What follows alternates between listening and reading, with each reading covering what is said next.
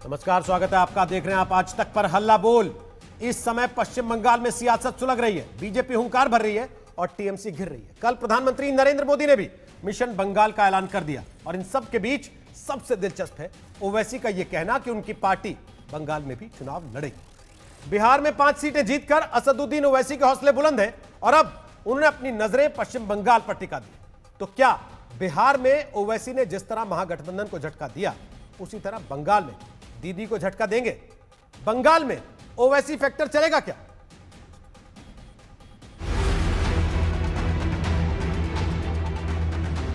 B team, सी team, vote कटवा, पैसे लेते हैं।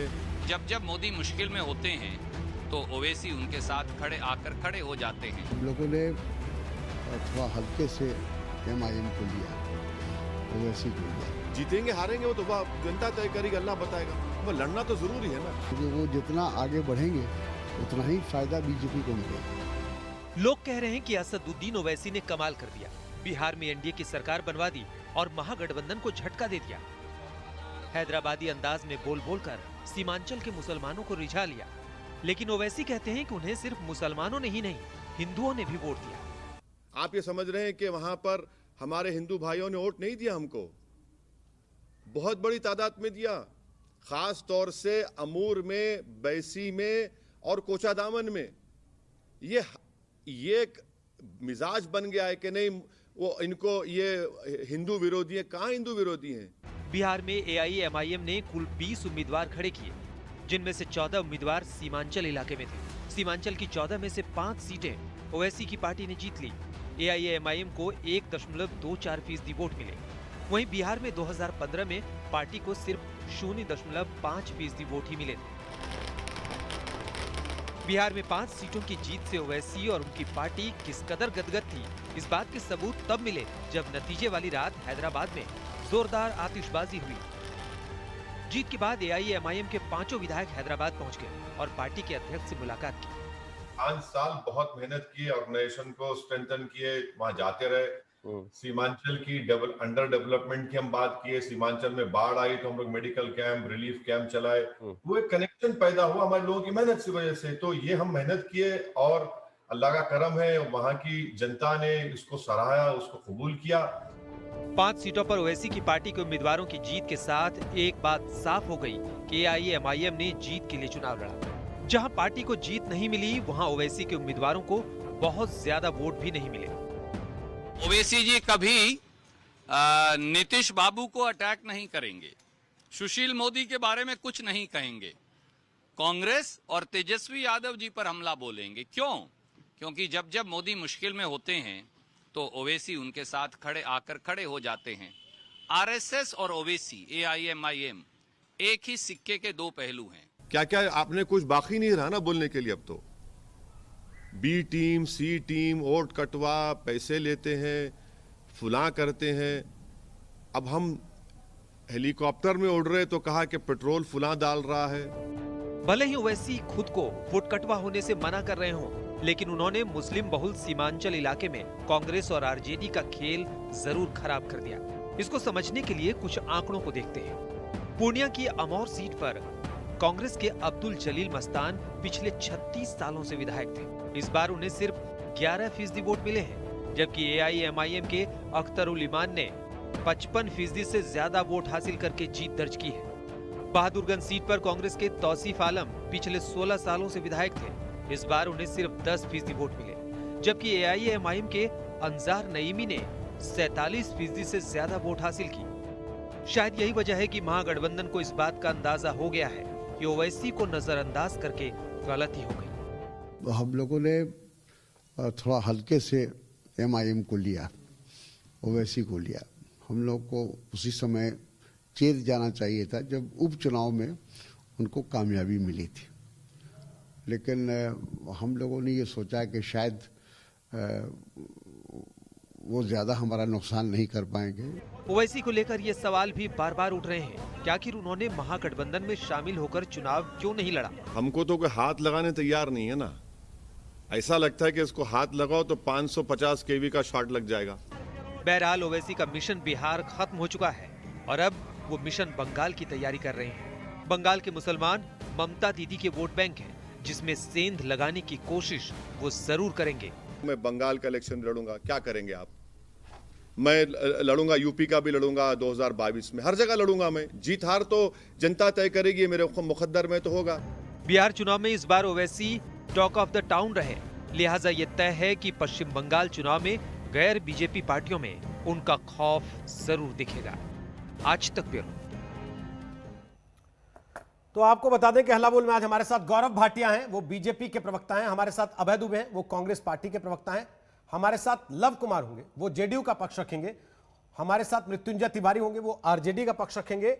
और हमारे साथ सैयद असीम बकार एआईएमआईएम से आने वाले थे, लेकिन अचानक कुछ निजी दिक्कतों की वजह से वो शायद इस कार्यक्रम का हिस्सा न बन पाए। हालांकि हम इंतजार करेंगे उनकी पार्टी से अगर कोई और प्रवक्ता इस कार्यक्रम में शामिल हो सके। आप सबका स्वागत है। सबसे पहले मेरा सवाल अभय दुबे आपसे है, क्योंकि आप लोग लगातार ये कहते रहे कि महागठबंधन की हार की वजह ओवैसी का सीमांचल में चुनाव लड़ना भी बना, तो आपको लगता है कि बंगाल में ओवैसी फैक्टर चलेगा? देखिए रोहित जी, बीजेपी ओवैसी भाई भाई है। जहां भारतीय जनता पार्टी तेल डला देती हेलीकॉप्टर में और सूची थमा देती, वहां ओवैसी जी लड़ने जाते हैं। अभी मैंने आपके टेलीविजन पर सुना, वो बिहार के बाढ़ का दर्द यहां परिलक्षित कर रहे थे। उसी समय जिस समय चुनाव में वो बिहार के चप्पे चप्पे पर घूम रहे थे सीमांचल के, उनका आधा शहर बाढ़ से डूबा हुआ था। हैदराबाद 50 मौतें हो गई। वो नहीं थे वहां, आपको लगता तेलंगाना है? में सिर्फ 9 सीट पर लड़ते आप ये कह रहे हैं वो नहीं थे वहां? बिहार आकर अबे जी, उनके प्रवक्ता यहाँ है नहीं, इसलिए मैं पूछ रहा हूं। अच्छा, आप ये कह रहे हैं कि वो वहां नहीं थे जब हैदराबाद में आधी रात में पानी बरस रहा था और लोगों के घर तक अंदर पानी घुस रहा था? ओवैसी नहीं थे, आप ये कह रहे हैं? हाँ, वो पक्का? बाढ़ में बिहार के चुनाव में, सुनिए ना, पक्का है ये बिहार कि वो के नहीं थे वहां? बिहार के मैं पूछ चुनाव रहा हूं, में पक्का लगे है हुए ये कि थे। वो नहीं थे वहां? हाँ पक्का, 100% पक्का। दूसरा 30 सीटों, अभय जी दिन भर 30 टीवी पे सीटें रहते हैं, हैं टीवी देख लिया सीमांचल कीजिए की। कम से कम। अरे टीवी पर ही साहब, तस्वीरें मेरी चल रही बात थी। सुनिए। मैं जानता हूं 9 सीटों पर लड़ते हैं पुराने हैदराबाद की। सीमांचल में 24 सीटें भारतीय जनता पार्टी बताती है। झारखंड जाते हैं, उत्तर प्रदेश जाते हैं, महाराष्ट्र जाते हैं। तो कांग्रेस 30 पार्टी सीटें ये सीमांचल तय की करेगी है। कि इस देश में कौन 12 राजनीतिक पार्टी की क्या हैसियत है, वो कहां नहीं, कहां नहीं, कितनी नहीं, सीट नहीं। पे चुनाव लड़ेगी। नहीं, आप अपनी हमको खुद की ये तो देख तय- लीजिए हम स्थिति क्या है सर, देश उसके बाद की दूसरे को जनता बताइएगा को ना ये- कि तुम कहां कितना चुनाव लड़ो। देश की जनता को ये बता रहे हैं कि मुंगेर में मां दुर्गा के भक्तों पर भारतीय जनता पार्टी खुलेआम गोली चलाती, नरसंहार करती, और एक जिसका भाई कत्लेआम अभी ओवैसी में की फंस चुनौती गए। देता है, उसके साथ तो आप साठगांठ मुंगेर याद आ करती गए है। आपको? सर, जिसका भाई कत्लेआम की चुनौती देता है, जब दे रहा था तब आप कहां थे? जब लगातार उस चीज को लेकर सवाल उठ रहे थे तब आप कहां थे? जब आए दिन उसको हम लेकर तो सवाल यहीं पूछा थे। जाता था तब आप कहां थे? तब तो कभी अरे आपके यहीं मुंह से थे एक शब्द नहीं साहब। निकला ओवैसी के खिलाफ। आप 5 किसने सीटें कहा कट गई आपको? और आपको लग रहा है कि आप बिल्कुल नहीं। हार गए उसकी वजह से, तो आप ठीक है, ये कह रहे हैं उसकी कि वजह आए से- ओवैसी का भाई तो सुनिए, ऐसा सुनिए, बोलता था। सुनिए। सर, ओवैसी के भाई ने किस सुनिए। सन में बोला था, आपको याद है? सुन लीजिए एक मिनट रोहित सरदाना जी, ये जो भारतीय जनता पार्टी चुनाव जीती नहीं है बिहार में, ये समझ लीजिए, दोनों चाचाओं ने बिहार की सरकार चुरा ली है। 10 सीटें ऐसी मेरे पास लिस्ट वो पड़ी ट्रम्प भी यही कह है रहे हैं। जिनको इन्होंने डोनाल्ड ट्रम्प भी यही कह रहे हैं। सी क्यूब डोनाल्ड ट्रम्प भी यही कह रहे हैं। डोनाल्ड ट्रम्प भी यही कह रहे हैं, सर। दोस्त तो हैं। उनके यहाँ वो डोनाल्ड आरोप ट्रम्प लगा दे की कि वोट राह चोरी पर हुआ है, चले तो आप हैं। कहते हैं देखो उनके यार दोस्त कैसा आदमी है, और आप खुद दिन भर यही करते हैं, हाई प्रमाण वोट चोरी हो गया। प्रमाण दिए हमने, क्या बात कर रहे हैं आप? सी क्यूब से अरे भारतीय वो भी जनता प्रमाण पार्टी लेके बैठे हैं, जीती है। वो कह रहे हैं भूत प्रेत आके चिराग वोट डाल गए जो मर गए थे, उनके भी वोट चुनाव पड़े, आयोग, वो भी प्रमाण दे रहे वो चचा हैं। फिर ओवैसी। उनके साथ हैं आप। अरे रिटर्निंग ऑफिसर ने सर्टिफिकेट नहीं दिया जो जीत गए चुनाव, क्या बात करते हैं? भारतीय जनता पार्टी के जो हारे हुए उम्मीदवार हैं, घर से बुलाकर सर्टिफिकेट दे दिया, असदुद्दीन और ओवैसी पे इलेक्शन था। कमीशन प्रेस कॉन्फ्रेंस लेता है, किसी सवाल पोस्टल बैलेट की असदुद्दीन ओवैसी काउंटिंग पे करेंगे था, हम। लेकिन आप चले गए रिटर्निंग ऑफिसर पे। सवाल इस बात पे देखिए, था कि ओवैसी कितनी सीट पे चुनाव लड़े, ये आप लोग तय करेंगे। नहीं, तो वो आप चले गए भाजपा कि तय उनके करेगी, भाई ने हम ये थोड़ी- बयान दिया था। नहीं नहीं नहीं नहीं, आपको नहीं, हम लगता नहीं करेंगे। अभय जी वो कि तो- बजाय इसके कि दूसरे के यहां देखें कि कहां से क्या निकाल सकते हैं, अपना देख लेते पहले? नहीं बिल्कुल मैंने ठीक कल कहा भी आपने। एक शेर हम- सुनाया था आपके सहयोगी को, और आप हम भी क्योंकि ज्यादा हम- थोड़ा इन चीजों को पढ़ते लिखते हैं, तो आपको भी सुना देता हूं। तमाम उम्र गालिब मैं ये भूल करता रहा, पता नहीं मुझे हालांकि ये गालिब का शेर है कि नहीं, लेकिन अमूमन लोग ऐसे ही सुनाते हैं। तमाम उम्र गालिब मैं ये भूल करता रहा, धूल चेहरे पे थी और आईना साफ करता रहा। सर एक बार मुंह धो के देखिए ना, क्या पता अच्छा दिखने लगे। नहीं, देखिए, उनके दामन की सियाही तो मिटा लो पहले, हम पे इल्जाम लगाने वालों। उनका हमें थोड़ी ना मिटानी है, अपना दामन वो खुद साफ करेंगे, हम क्यों करें? भारतीय जनता पार्टी हम का तो आपसे कह रहे हैं अपना तो कर लीजिए। बताना जरूरी है रोहित सरदाना जी। देश को एक तरफ वो अतिवादी विचारधारा से अघोषित गठबंधन कर रहे हैं, और जो तेलंगाना में समझौता किससे करते हैं? असदुद्दीन ओवैसी। सरकार किसके साथ चलाते हैं? जो खुलेआम सीए एनआरसी का समर्थन मोदी जी के लिए करते हैं, उनसे गठबंधन करते हैं, और यहाँ भाजपा की स्क्रिप्ट को पढ़ते हैं आकर के।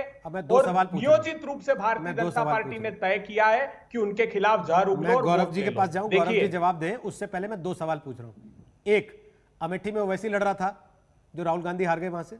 2, वायनाड में ओवैसी जैसों से आपने गठबंधन नहीं किया होता तो जीत लेते क्या राहुल गांधी? बहुत अच्छी बात आपने की है।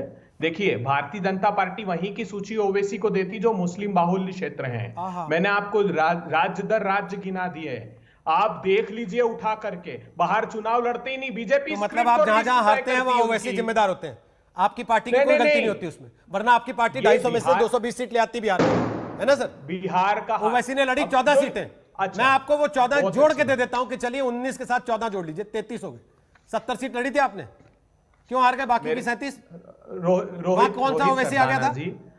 रोहित सरदाना जी, गंभीरता से बात सुनिए। भारतीय जनता पार्टी कोई प्रचंड बहुमत से या जेडीयू नहीं जीता है। नहीं, मैं तो कह रहा हूं नहीं, 12,000 मैं तो कह रहा हूं उनसे बड़ी पार्टी आरजेडी। वोट ज्यादा मिले सर, मैं तो कह रहा हूं आरजेडी उनसे बड़ी पार्टी है।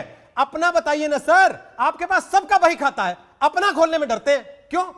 अपना खोलिए ना सर, गठबंधन दूसरों का खोलते बैठ के बही खाता। अरे हमने जो त्याग किया है रोहित सरदाना जी, वो आरजेडी जानती है। आपका त्याग जो उत्तर प्रदेश में हुआ था ना, तीसरे दिन अखिलेश यादव के यहां से बयान आने लगे थे कि इनकी वजह से साइकिल की हवा निकल गई। सुनिए, हमारा त्याग ये था कि गठबंधन के लिए हमने सिटिंग एमएलए भी दे दी सीट, हमने जो कमजोर सीटें थी वो स्वीकारी। ऐसा नहीं है, ये बात बाहर करने की नहीं है, लेकिन हम जानते हैं प्रतिकूल परिस्थितियों में कुछ समझौता करना पड़े तो राजनीतिक दल करते हैं, क्योंकि यहां पहली प्राथमिकता थी बिहार के युवाओं के रोजगार, या पहली प्राथमिकता थी जो बिहार बदहाली और बर्बादी की कगार पर है, उसको सही रास्ते पर लाना। आप प्रतिकूल परिस्थिति देखें तो किसी भी हद तक समझौता करने को लेट जाए।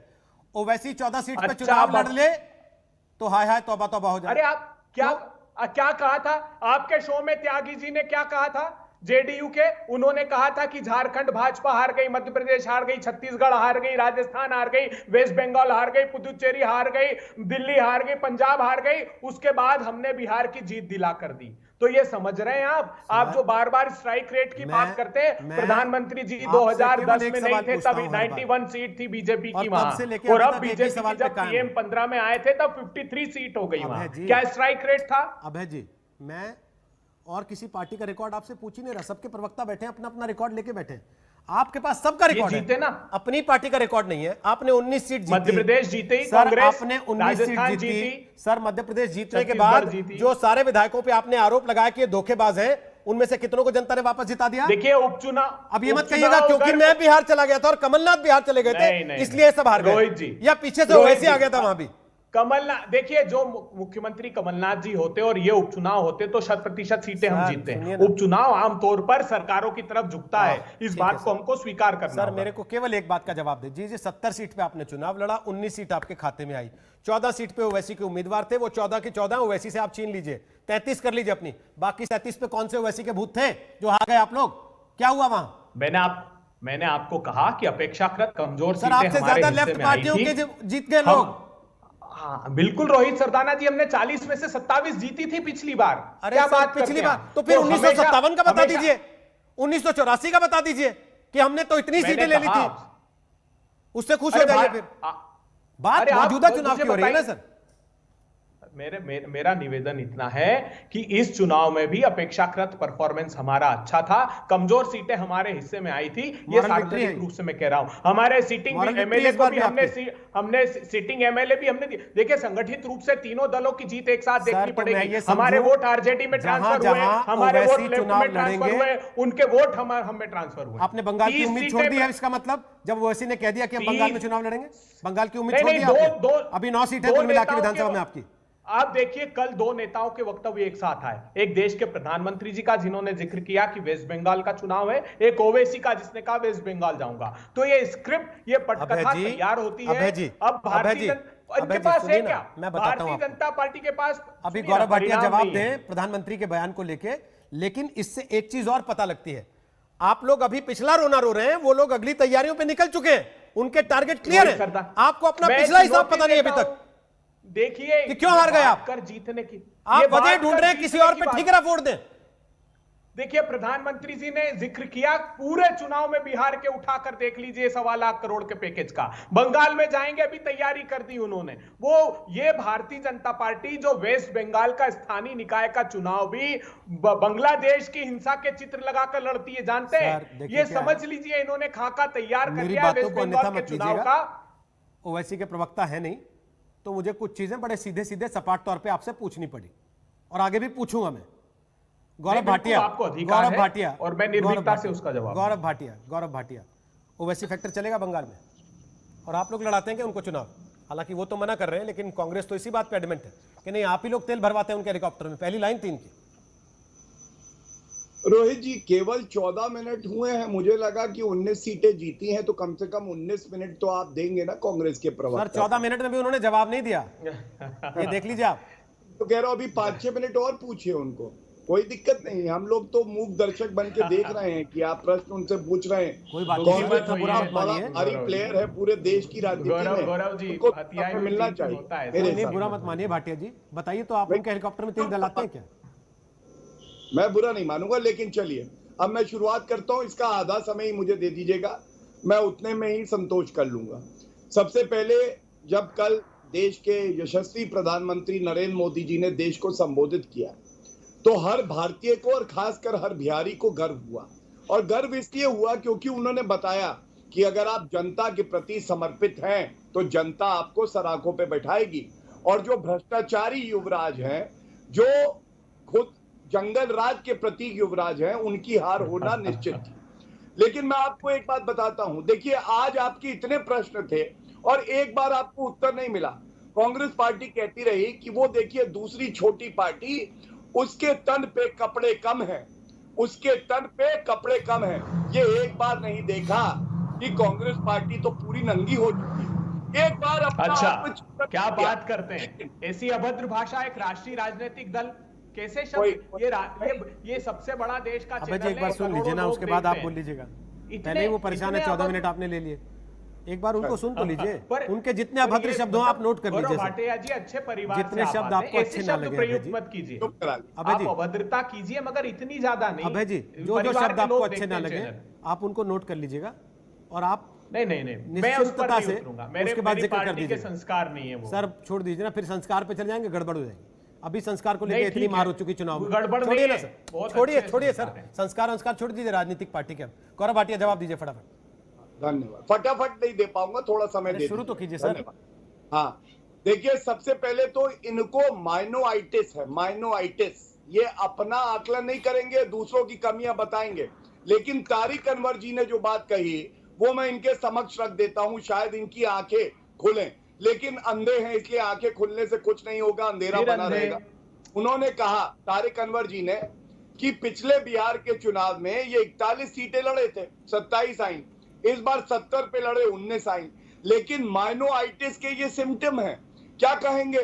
गांधी परिवार की जय हो, सोनिया गांधी माता की जय हो। इनको नहीं दिखाई दे रहा किस तरह से कांग्रेस पार्टी एक वायरस की तरह है, और कोविड का वायरस का इलाज हो जाएगा, लेकिन ये माइनोआइटिस वायरस का इलाज इनके पास नहीं है।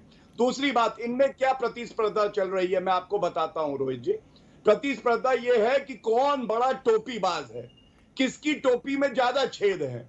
और मैं सुन रहा था, तो आपने पहनाई यार, बिहार में आपने पहनाई टोपी। अबे जी सुन लीजिए ना, पर ऐसी मैंने ऐसे शब्द मेरे ऐसी पृष्ठभूमि नहीं है कि डिक्शनरी में ऐसे शब्द सुनाए।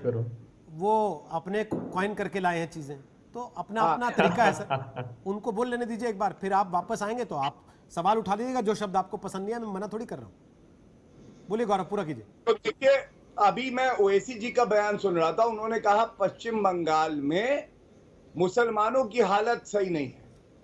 अब एक सांसद जो संविधान की शपथ लेता है, उसके बाद केवल एक धर्म विशेष की बात करता है। और कल देखिए, तुलना करिए, नरेंद्र मोदी जी ने क्या कहा, विकास की राजनीति हर नागरिक के लिए, भारत को कैसे मजबूत करें। ये फर्क है हमारी सोच में और इनकी सोच में, और इसीलिए मैंने कहा ये ढूंढते हैं कि किसकी टोपी में छेद ज्यादा है, और ये केवल टोपी पहनाते हैं। बीजेपी और को कोई ओवैसी काम पसंद है कि नहीं? है। बीजेपी को ओवैसी पसंद है कि नहीं? देखिए, जो अपनी टांगों में खड़ा होता है ना, उसको इसकी चिंता नहीं होती कि दूसरे का कद क्या है।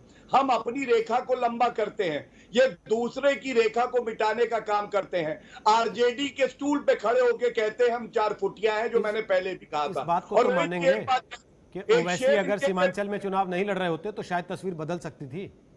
इस बात को तो अच्छा। मानेंगे कि उनका नुकसान हुआ। अरे आप तो वो बात करते हैं, चची की मूछें होती तो चचा कहलाती। नहीं नहीं सर, अरे यहाँ तो चची की मूछें आ चुकी, अब आपको तय करना चाचा मानना है कि नहीं उसको। ये इनकी मूछें जब आएंगी आएंगी, ये किससे लड़ रहे हैं? ये वीर भारतीय जनता से लड़ रहे हैं। भारतीय जनता पार्टी को उसका आशीर्वाद प्राप्त है। और है। रोहित जी, एक बात कह दूं, इनके पैरों के रोहित जी। नीचे जमीन नहीं है, फिर भी इनको यकीन नहीं है, और हमारे लिए ये आलोचना करते हैं। तो नरेंद्र मोदी जी के ही शब्द हैं, इनको गुमा है कि मेरी उड़ान कम है, मुझे यकीन है पूरा आसमान कम है। ये शेरो शायरी की जो आप बात कर रहे थे ना, ये कांग्रेस के लिए भी है और भाजपा के लिए भी। मैंने बता दिया हमारा क्या चरित्र। ठीक है, तिवारी जी को इससे पहले ये लगे कि हम भूल गए हैं कि तिवारी जी और लव जी भी हमारे साथ हैं। जरा एक एक कमेंट उनसे ले लें अभय जी, फिर वापस आता हूं आपके पास। तिवारी जी, जी ओवैसी ने हरवा दिया क्या आप लोगों को? नहीं सीट कटी देखिए कि नहीं रोहित ओवैसी जी, की वजह से? हम लोगों को किसी ने नहीं हराया है, बिहार की जनता ने हम लोगों को जिताया है। ये ठीक है कि अभी एनडीए को बहुमत का आंकड़ा 125 दिया गया है, लेकिन उतना भी मार्जिन नहीं है। जब 1,56,08,000 वोट हम लोगों के पक्ष में आए हैं और दूसरी ओर 1,57,00,000 कुछ वोट एनडीए को मिला है। 12,000 वोट का मात्र अंतर है। तो सबने वोट दिया, लेकिन मतों का अपहरण जो हुआ है उसी का विश्लेषण किया जा रहा है, जनता भी समझ रही है। तिवारी जी, आप मतों लेकिन का जो अपहरण का लोग आरोप लगा रहे हैं, ये जिसने देश एकदम को लगा रहे हैं। सिखाया आज हमारे कि नेता ने मतों भी का कहा है अपहरण कैसे हो सकता है, और फिर चुनाव आयोग को बाकायदे मतों क्रांति का- करनी पड़ी मतों का अपहरण रोकने के लिए। आप बता रहे हैं कि हाय हमारे मतों का अपहरण हो गया। रोहित जी, आप ये बात जान लीजिए, जो हमारे यहाँ 20 सीट ऐसे हैं जो हमको महागठबंधन को 130 सीट पक्का कंफर्म हम लोग जीते आप हैं। ये कह रहे हैं कि 20 ओवैसी का कोई सीटों नुकसान पर। नहीं हुआ आपको? मृत्युंजय जी, ओवैसी का कोई कोई नुकसान नहीं हुआ? नुकसान देखिए, अगर होता नुकसान तो आज सबसे बड़े दल के रूप में हम क्यों रहते? सबसे बड़ा दल कौन है? कांग्रेस का आज नुकसान 3 हुआ नंबर कि नहीं की गठबंधन पार्टी कौन रह गई है? तो कांग्रेस का तो नुकसान हुआ ठीक है, गठबंधन को? नुकसान हुआ है जी। कांग्रेस की वजह से नुकसान हुआ गठबंधन को? किसी के वजह से नहीं हुआ, हमको जनता ने आशीर्वाद दिया। बिहार की जनता ने बदलाव के महाराज, लिए आप वोट आशीर्वाद किया, लेने गए थे परिवर्तन कि के लिए कुर्सी? वोट किया, जनता से रोजगार के लिए वोट किया। आप आशीर्वाद लेने लेकिन गए थे अगर कि कुर्सी? वोट का चिरहरण हो जाएगा, उसी को बचाने की, लोकतंत्र को बचाने की लड़ाई है। आज हम सारे चीजों पर विश्लेषण हो रहा है और इसको लेकर के हम लोगों ने चुनाव आयोग से हो, चाहे मामला कोर्ट में हो, जो भी हो, कि जो वोट का जो बैलेट से हुआ है उसकी जिस तरह से हुई है बेईमानी, उसमें उसको लेकर के हम लोग अपना पक्ष रखने सारे उम्मीदवार जा रहे हैं। तो कि आपने हमें एक चीज वीडियो साफ कर दी चुनाव आयोग कि के पास ओवैसी की CD वजह से दिखाया कोई जाए। नुकसान नहीं हुआ। गठबंधन के 2 पार्टनर, एक ओवैसी कांग्रेस देखिए- और एक आरजेडी। एक सेकंड सर, एक देखिए, एक सेकंड। बीजेपी तिवारी जी, आपने बोल दिया ना, अब बीजेपी तो 3 मैंने मान मोर्चा लिया। बनाकर यहाँ लड़ ही रही थी ना सर, लेकिन इसके आपको बाद भी मैंने जनता साफ ने हमें पूछा, पूरा आशीर्वाद दिया ओवैसी की वजह से तेजस्वी नुकसान यादव जी हुआ को। कि नहीं? कोई भी पार्टी, चाहे वो बीजेपी हो चाहे वो जेडीयू हो, कोई भजन करने तो चुनाव में उतरता नहीं है।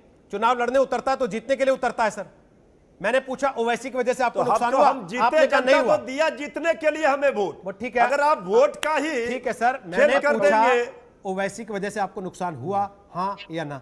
इतना सा आसान सवाल देखिए, है। लोग चाह रहे थे इनको नुकसान पहुंचाने का, कहीं कहीं कंफ्यूजन में लोग रहे। देखिए, साफ लेकिन अब बोलेंगे आप नहीं देख तिवारी जी, लीजिए, जलेबी बनाएंगे। देखिए, हमें कोई नुकसान, यहां सीधी लड़ाई थी, श्री नीतीश कुमार जी के कैप्टनशिप में एक धड़ा था एनडीए का, दूसरी ओर श्री तेजस्वी यादव जी की धड़ा था महागठबंधन का। तेजस्वी यादव जी ब्रेक के बाद सबसे बड़े दल के रूप में उभरे से शुरू करेंगे। तिवारी जी बार बार कह रहे हैं कि साहब जनता ने तो आशीर्वाद हमको ही दिया है, ओवैसी का कोई नुकसान नहीं। कांग्रेस कह रही है कि साहब ओवैसी के हेलीकॉप्टर में तो पहली बीजेपी डलवा रही थी, उनको उतारा ही हमें नुकसान पहुंचाने के लिए गया था। एक ही गठबंधन में दो पार्टनर और दोनों की जुबान अलग अलग। क्या ओवैसी का फैक्टर बंगाल में चलेगा? एक छोटे से ब्रेक के बाद आ रहे हैं, हल्ला बोल जारी है, आप देखते रहिए आज तक। आप हार गए।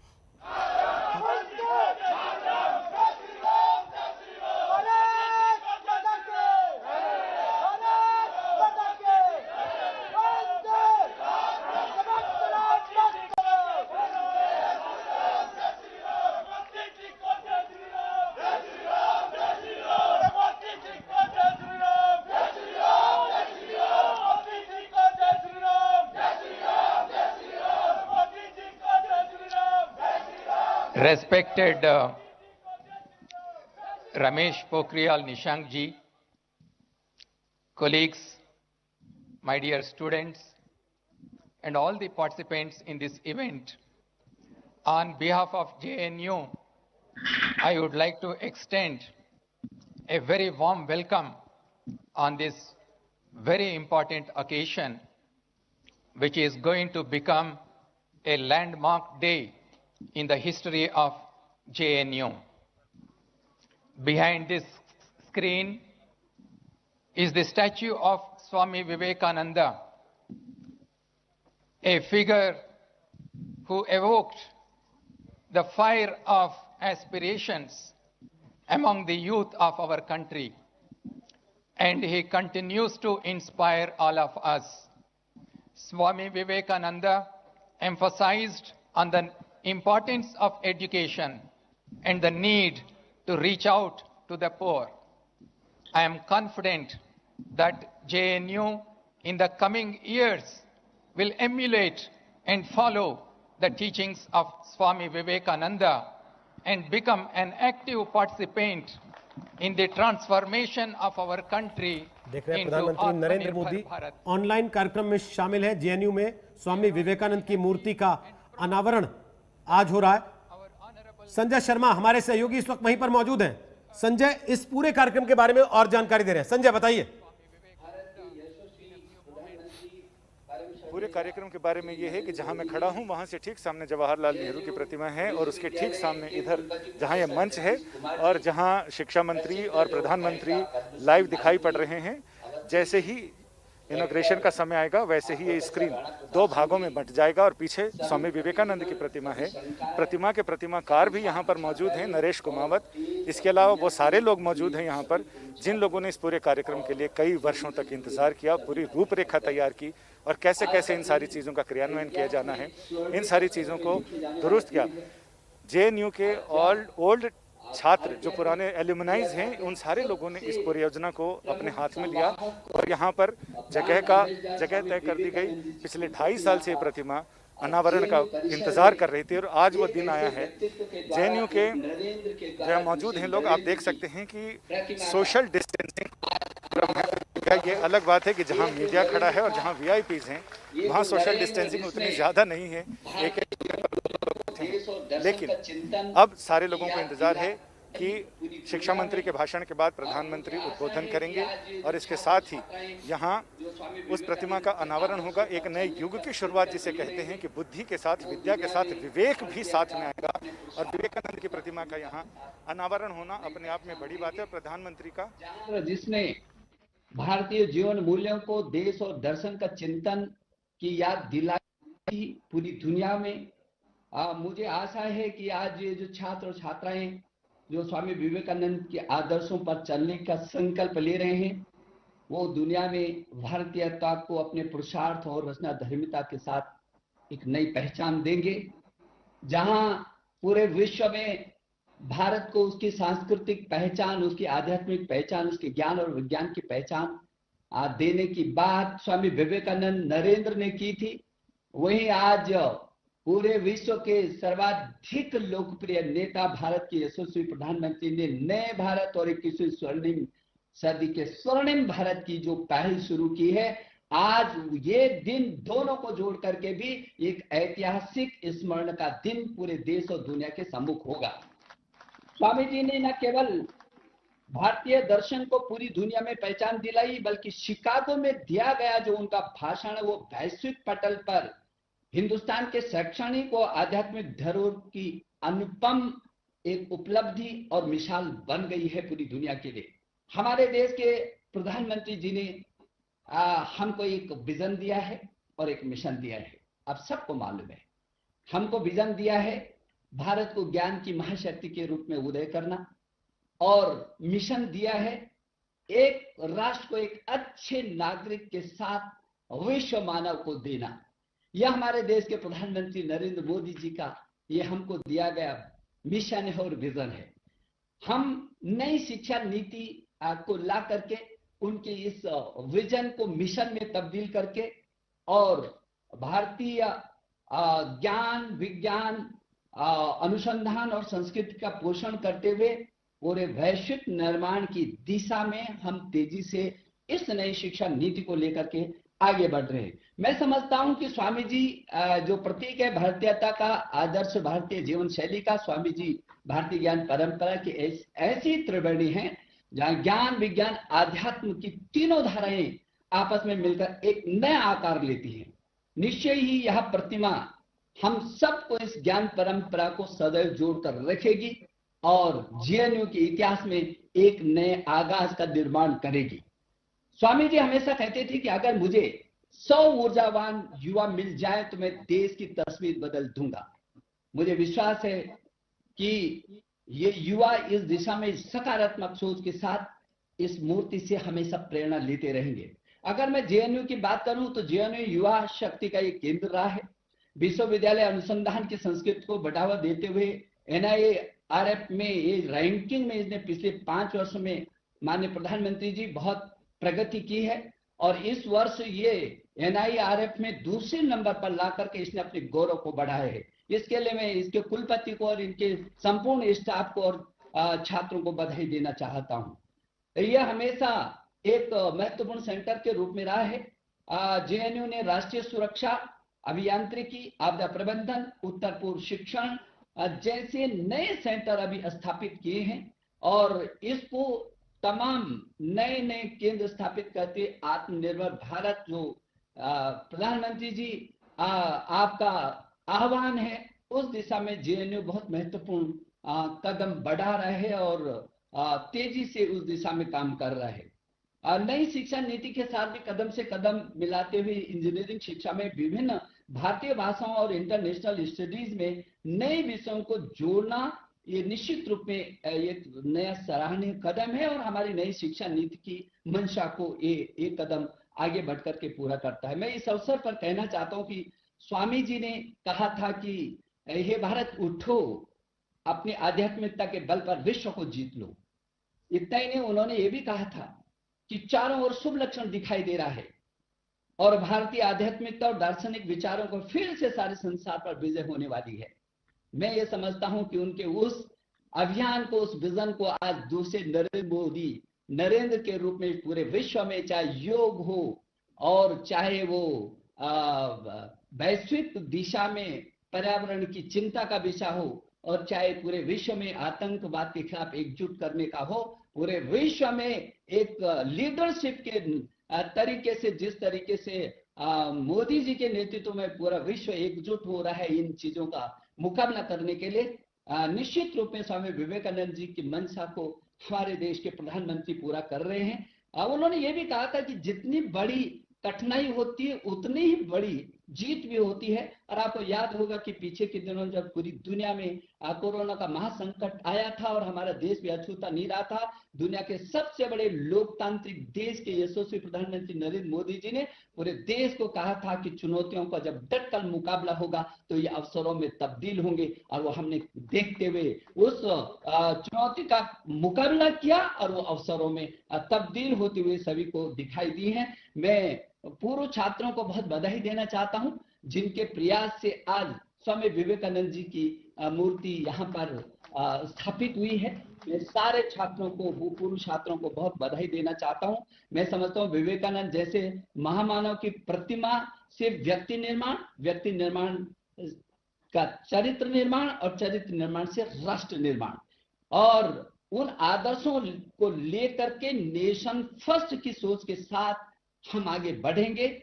और निश्चित रूप में उस युग दृष्टा विवेकानंद जी की उन आकांक्षाओं को जब उन्होंने कहा कि दुनिया में भारत का जो उदय होगा वो सारा विश्व उसके सामने नतमस्तक होगा, आज दिन इस दिशा में भी एक महत्वपूर्ण कदम होगा।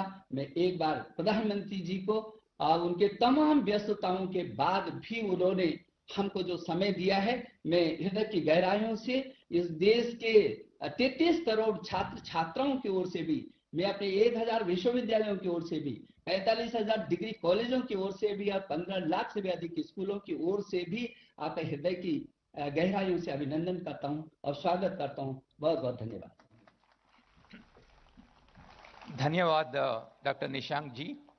Whether it is providing funds to the university or helping us in the expansion of our academic programs, you always stood behind us. As a university, we are grateful to you for all the help that you are providing to us. Thank you, sir. May I now invite the Honorable Prime Minister, Shri Narendra Modi ji, to unveil the statue of Swami Vivekananda. नमस्कार, मैं हूं अंजना ओम कश्यप। हमें उम्मीद है ये video आपको पसंद आया होगा। लेटेस्ट खबरों के लिए यूं ही देखते रहिए आज तक, और इस वीडियो के पसंद आने पर लाइक, शेयर एंड सब्सक्राइब करना ना भूलें।